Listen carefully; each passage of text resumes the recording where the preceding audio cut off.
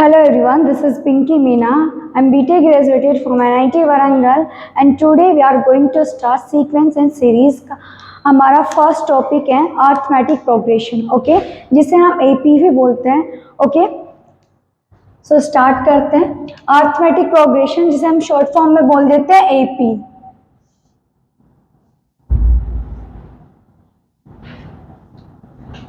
Okay. सो arithmetic progression क्या होता है, मतलब कि एपी क्या होता है। सबसे पहले मैं आपको बताऊंगी कि सीक्वेंस एंड सीरीज में क्या होता है। एक सीक्वेंस होती है, एक सीरीज होता है।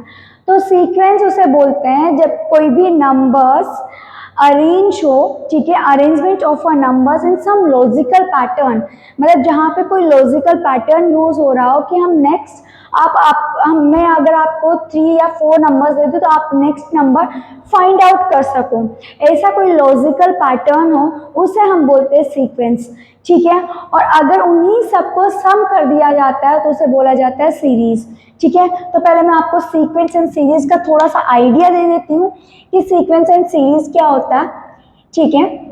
तो सीक्वेंस में क्या होता है बेटा, जैसे आपके पास में यहाँ पे कोई नंबर है 2 4 6 8, क्या नेक्स्ट नंबर फाइंड आउट कर सकते हैं? कर सकते हैं कि नहीं? ये 2 की टेबल है ना, तो नेक्स्ट टर्म क्या आएगा, ये वाला जो नंबर होगा वो 10 आएगा कि नहीं आएगा, ठीक है। तो ऐसा कोई भी जो नंबर्स का अरेंजमेंट होता है उसे बोला जाता है सीक्वेंस, ठीक है।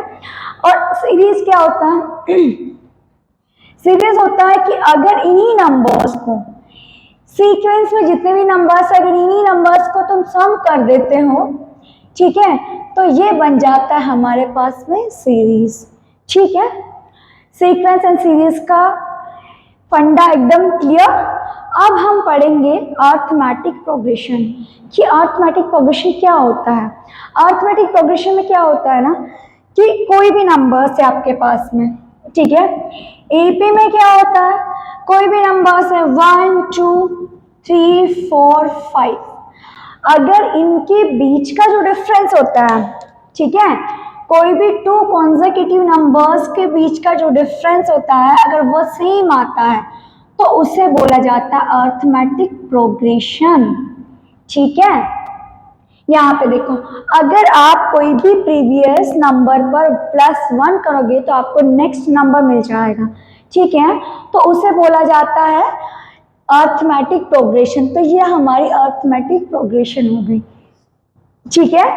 जैसे ही आपको कोई भी यहाँ पर आपके पास ऐसे भी हो सकता है 7 5 देन 3 देन 1 देन -1। अब यहाँ क्या हो रहा है, आप देखो यहाँ पे हम क्या कर रहे हैं, -2 करते चले जा रहे हैं। -2 किया, अगेन -2 किया, अगेन -2 किया, अगेन -2 किया, ठीक है। हमने -2 करते चले गए। हम अगर हम -2 करते चले जा रहे हैं तो हमें नेक्स्ट नंबर मिलता जा रहा है, मतलब एनी टू कॉन्सेक्यूटिव नंबर्स का जो डिफरेंस है वो सेम है। और यहाँ पे हम डिफरेंस कैसे ले रहे हैं, सेकेंड माइनस फर्स्ट, मीन्स ये वाला नेक्स्ट वाला नंबर में से फर्स्ट वाले नंबर को हम क्या कर रहे हैं, सब्ट्रैक्ट कर रहे हैं। तो हमें कितना मिल रहा है, -2, ठीक है ना। यहाँ पे क्या हो रहा है, ये भी हमारी अर्थमेटिक प्रोग्रेशन है, बट इसे हम बोलेंगे डिक्रीजिंग अर्थमेटिक प्रोग्रेशन, क्योंकि हमारे जो नंबर्स हो रहे हैं वो डिक्रीज होते चले जा रहे हैं, ठीक है, और यहाँ पर इंक्रीज होते चले जा रहे हैं, ठीक है। अब यहाँ पर अगर आपको ऐसे दे दिया कुछ भी, मान लो ये भी तो अर्थमेटिक प्रोग्रेशन है कि नहीं है, ये भी तो अर्थमेटिक प्रोग्रेशन है, क्योंकि सारे नंबर्स जो हैं उनके बीच का डिफरेंस 0 आ रहा है, इनके बीच का डिफरेंस 0 आ रहा है। देखो सारे नंबर सेम है, डिफरेंस 0 आ रहा है, तो इसे बोलते हैं हम कांस्टेंट, इसे बोलेंगे कांस्टेंट एपी। ये हमारी होती है डिक्रीजिंग एपी, जहां पर नंबर्स डिक्रीज होते चले जाते हैं, ठीक है। ये होती है इंक्रीजिंग एपी, ओके, ये हमारी होती है इंक्रीजिंग एपी, ये होती है डिक्रीजिंग एपी। उसके बाद वाला होता है कांस्टेंट एपी, ठीक है, जिसके नंबर्स कांस्टेंट रहते हैं, ठीक है, ये हमने जीपी में भी पढ़ा था कि अगर कांस्टेंट नंबर्स हैं तो वो हमारी कांस्टेंट जीपी हो जाती है। ओके, ठीक है। अब यहाँ पर देखो, ये जो नंबर्स है ना उसमें हम सेम लिख रहे हैं, मतलब हम क्या कर रहे हैं, इसमें से इसको सब्ट्रैक्ट कर रहे हैं, इसमें से इसको सब्ट्रैक्ट कर रहे हैं, कोई भी नेक्स्ट वाले नंबर में से फर्स्ट वाले नंबर को सब्ट्रैक्ट करते चले जा रहे हैं। ठीक है, तो यहाँ पर जो आपका कॉमन डिफरेंस है, कॉमन डिफरेंस मतलब इनके बीच का डिफरेंस जिसे हम डी से डिनोट करते हैं। ठीक है, इनके बीच कोई भी टू कॉन्सेक्यूटिव नंबर्स के बीच का जो डिफरेंस होता है उसे बोला जाता है कॉमन डिफरेंस, और इसे डिनोट किया जाता है डी से। ठीक है, ये हमारा होता है कॉमन डिफरेंस। ठीक है, ये होता है कॉमन डिफरेंस। यहां पर हमारे पास कॉमन डिफरेंस कितना आ रहा है, +1, यहां कितना आ रहा है -2। अगर कॉमन डिफरेंस नेगेटिव आ रहा है मींस हमें डिक्रीजिंग जीपी मिल रही है, और अगर हमारा कॉमन डिफरेंस जो है वो 0 आ रहा है तो कांस्टेंट जीपी मिल रही है। ठीक है, हमारी जीपी जो है कांस्टेंट है, मतलब कि अगर प्लस में आया तो इंक्रीजिंग जीपी, अगर नेगेटिव आया तो डिक्रीजिंग जीपी, 0 आया तो constant GP. D can be positive, it can be negative and it can be 0 also. ठीक है, डी की वैल्यू कुछ भी हो सकती है। ठीक है, ओके। अब यहाँ पर देखो, यहाँ पर हमने ये देख लिया कॉमन डिफरेंस डी जो होता है कॉमन डिफरेंस होता है। ठीक है, और यहाँ पर हमारी जो फर्स्ट टर्म होती है ना उसे हम डिनोट करते हैं ए से। A means first term, first term को हम डिनोट करते हैं ए के साथ में। ठीक है, अब अगर हम फर्स्ट टर्म में कॉमन डिफरेंस, फर्स्ट टर्म क्या है, जैसे यहाँ पर अगर हम इस एपी को देखें तो इसमें फर्स्ट टर्म क्या है 1, कॉमन डिफरेंस क्या है 1। अगर हम ए प्लस डी कर दे तो सेकेंड टर्म मिल जाएगी कि नहीं मिल जाएगी। ये क्या है बेटा, यहाँ पे अगर हम इसकी बात कर रहे हैं, ठीक है, इसकी बात कर रहे हैं फर्स्ट वाली जीपी की, तो यहाँ पर जो फर्स्ट टर्म है वो 1 है। ठीक है, अब सेकेंड टर्म कैसे मिल रही है हमें, अगर हम ए प्लस डी कर दे तो डी की वैल्यू क्या है 1, तो हमारी सेकेंड टर्म क्या आ जाएगी 1। और अगर थर्ड टर्म अगर a प्लस 2d कर दिया जाए तो 1 प्लस 2 यानी कि 3। ठीक है, ऐसे हम बाकी टर्म्स भी फाइंड आउट कर सकते हैं। समझ आया? ठीक है,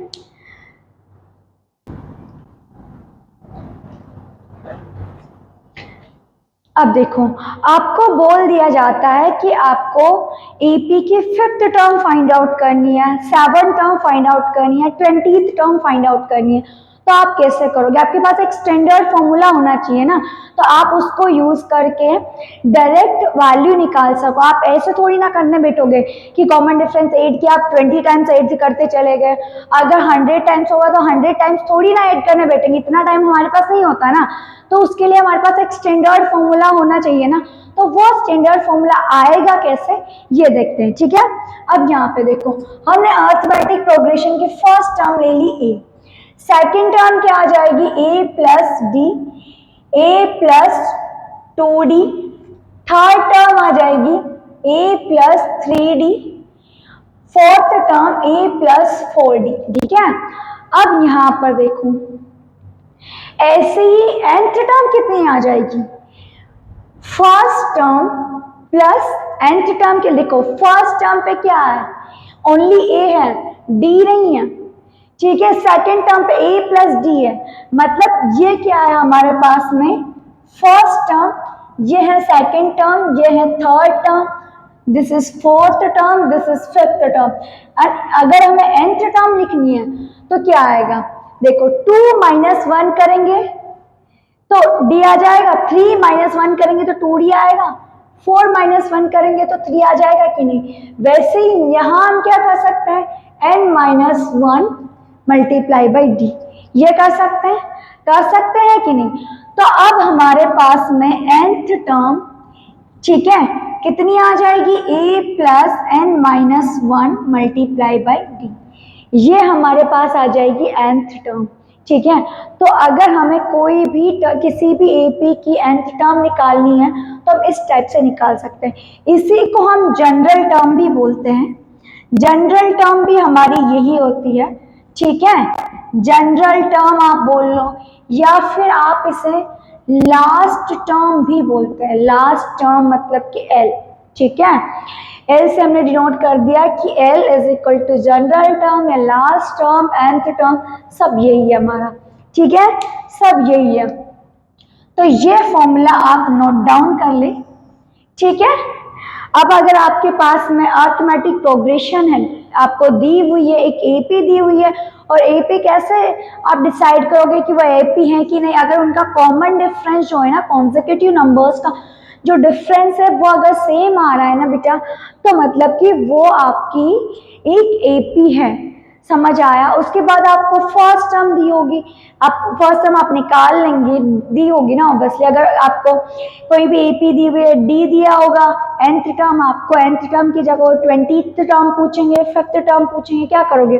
n की जगह पुट कर देना वैल्यू। अगर मान लो 21st टर्म पूछे कि 21 टर्म क्या होगी, तो आप क्या करोगे? n को 21 से रिप्लेस कर देना, ठीक है ना, हो जाएगा। अब यहाँ पर देखो, आपको मान लो दिया हुआ है, एक क्वेश्चन है कि आपकी T5 जो है, 5th टर्म जो है वो दी हुई है 4 एंड 4th टर्म दी हुई है 5। उसने आपको बोला है कि फाइंड आउट द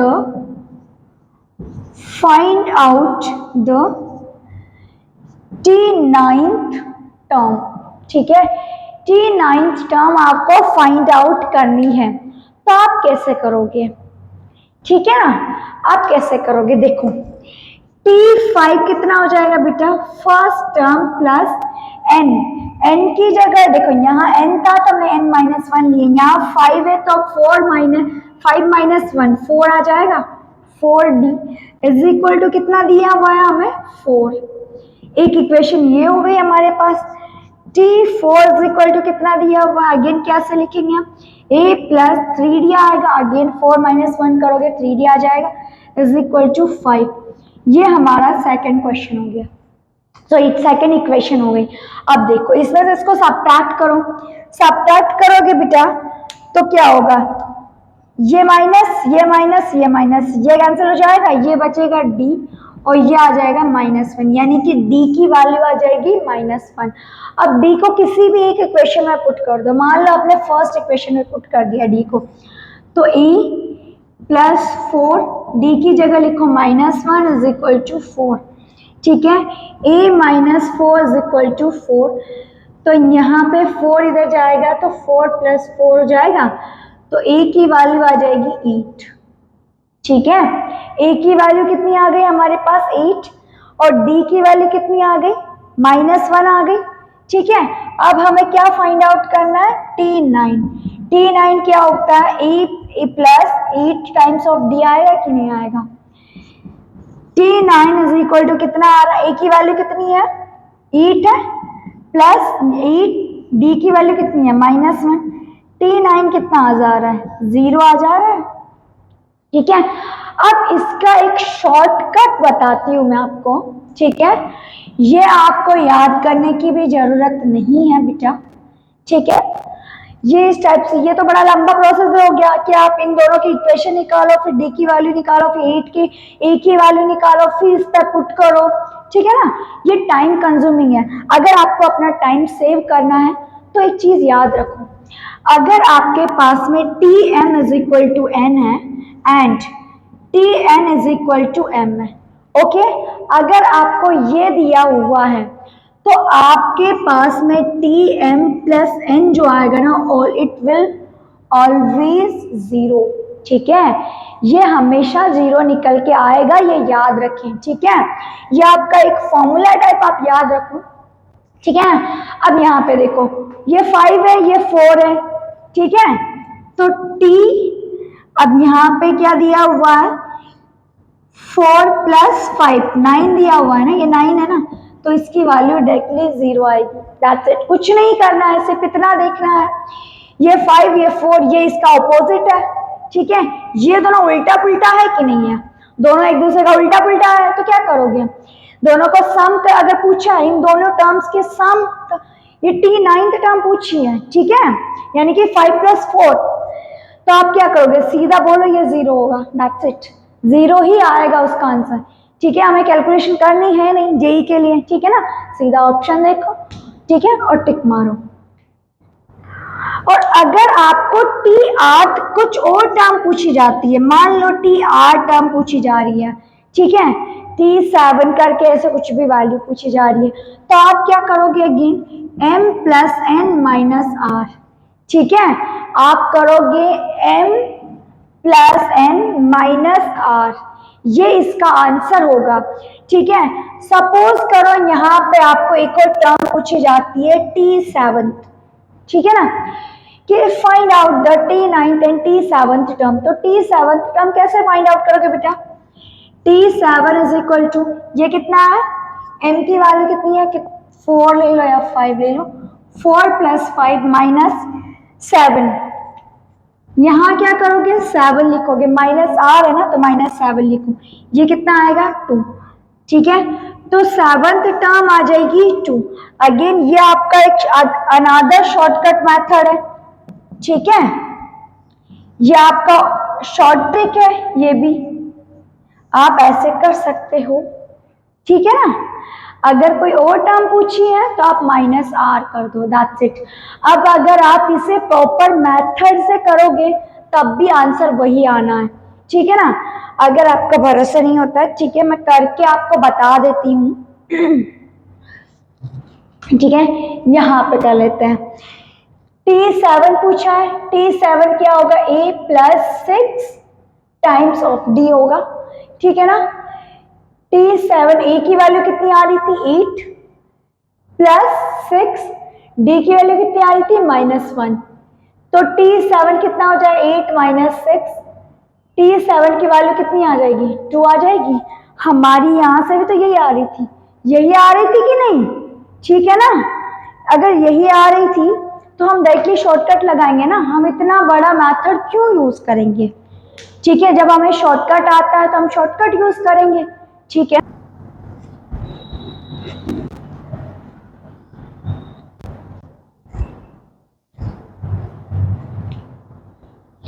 अब देखो, अगर आपको पूछा जाए कि find out the sum of AP, अगर आपको एपी की जो भी टर्म्स हैं उनका सम फाइंड आउट करने को पूछा जाए तो आप कैसे करोगे, ठीक है, तो ये एक बार देखते हैं। एपी, सबसे पहले आप एपी लो, एपी का सम आपने ले लिया एस, ठीक है, हमने अज्यूम किया कि एपी का जो सम है वो एस आ रहा है हमारे पास, एपी क्या है, ए + डी, ठीक है, a + थर्ड टर्म क्या आ जाएगी 2d, ऐसे करके हमने nth टर्म कितनी आती है हमारे पास, a + n - 1d, यही आएगी, यही आएगी कि नहीं आएगी हमारी nth टर्म। अब मान लो हमने इसको ऐसे सम किया, हम इसको उल्टा करके सम कर दे तो बात तो सेम ही है ना, आप किसी भी, अगर मैं आपको बोलूं कि 2 + 3 कितना होगा 5, आप बोलोगे 5 होगा मैम, ठीक है, अगर मैं आपको बोलूं कि 3 + 2 कितना होगा, वो भी तो 5 होगा ना, ठीक है, तो अगर मैं यहां से स्टार्ट करके यहां पर एंड कर देती हूँ तो भी तो सम ऐसे ही आएगा ना बेटा, यहाँ पे मैंने लास्ट टर्म से स्टार्ट किया, लास्ट सेकेंड टर्म क्या होगी a + n - 1, sorry n - 2 d plus ऐसे करके इधर लास्ट टर्म होगी e, ठीक है। अब इन दोनों को सम कर दो, ठीक है, इन दोनों को सम करोगे तो इधर लेफ्ट हैंड साइड कितना आ जाएगा 2s, ये कितना आ जाएगा 2 टाइम्स ऑफ a, ठीक है, ये 2 टाइम्स ऑफ a आएगा, प्लस ये हमारे पास कितना आएगा n - 1 × d, ठीक है। अगेन आप इस टर्म को मैंने इसके साथ ऐड किया है बेटा, ठीक है ना, अब इस टर्म को इस टर्म के साथ ऐड करो, कितना आ रहा है अगेन 2a प्लस n - 2, अगर इसको अलग अलग करोगे तो nd - 2d प्लस d, तो -2d + d कितना हो जाएगा -d आ जाएगा ना अगेन, तो ये कितना आ जाएगा अगेन n - 1d लास्ट में अगर इसके साथ ऐड करोगे तो ये कितना आ जाएगा 2a plus n minus 1d, यही आ जाएगा, यही आ जाएगा कि नहीं? ठीक है। अब यहां पर देखो आप, यहां पे 2a कितने टाइम्स आएगा, यहां से स्टार्ट होगा फर्स्ट से और n तक जाएगा, तो 2a कितनी बार आएगा, कितनी बार आएगा 2a, n टाइम्स आएगा कि नहीं आएगा? 2a n टाइम्स आएगा ना, ठीक है। या फिर हम ये बोल दें कि ये दोनों टर्म, ये जो टर्म है वो सेम टर्म बन गई और ये 1 से लेकर n तक जा रही है, तो ये कितनी बार आ जाएगी टोटल, टोटल n टाइम्स आएगी ना बेटा, टोटल n टाइम्स रिपीट हो रही है ना, सेम जो टर्म है वो टोटल n टाइम्स रिपीट हो रही है, तो 2 से डिवाइड कर दो n/2, ये कितना आ जाएगा 2a plus n minus 1d, ठीक है। ये आपका होता है सम ऑफ एपी का फॉर्मूला, ये होता है सम ऑफ एपी का फॉर्मूला, ठीक है ना बेटा, ठीक है। अब यहाँ पे देखो, इसी को हम मॉडिफाई करके कैसे लिख सकते हैं, ठीक है।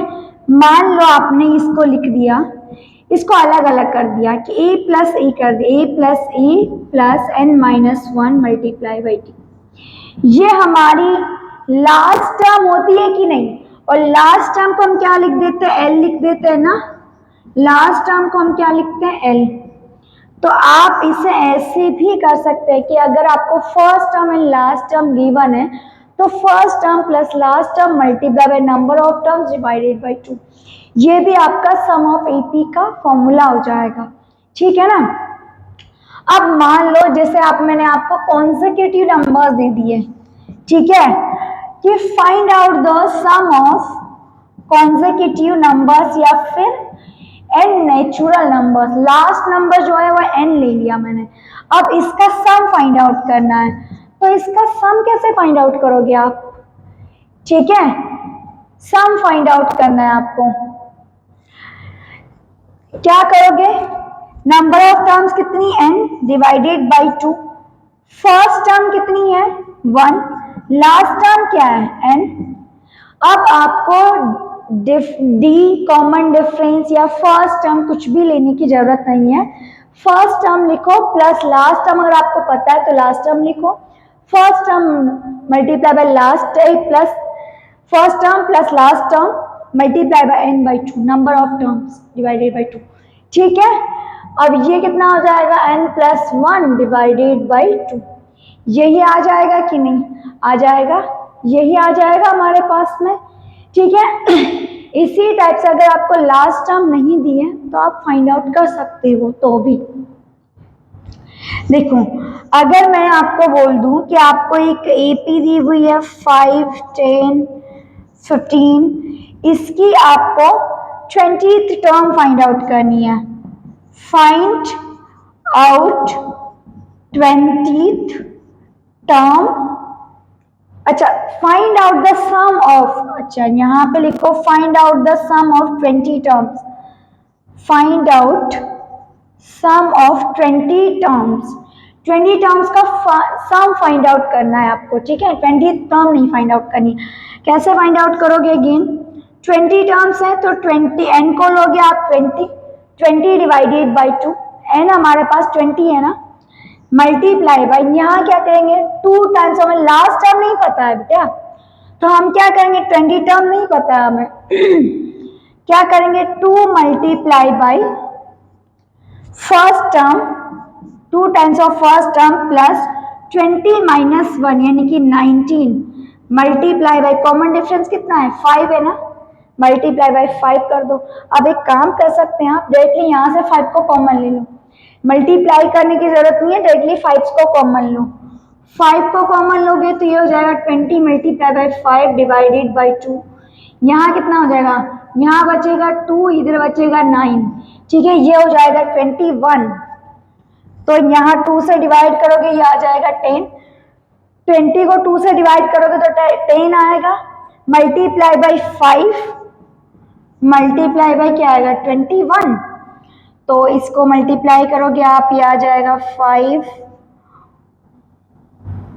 1050, यही आ जाएगा अपना आंसर, यही आ जाएगा कि नहीं। या 20th टर्म पहले फाइंड आउट कर लो, देन यहाँ पे लास्ट टर्म की जगह 20th टर्म लिख लो, ऐसे भी कर सकते हो, बात सेम ही है। ठीक है, अगर आप वैसे करना चाहो तो आप ऐसे भी कर सकते हो। ओके, ठीक है बेटा,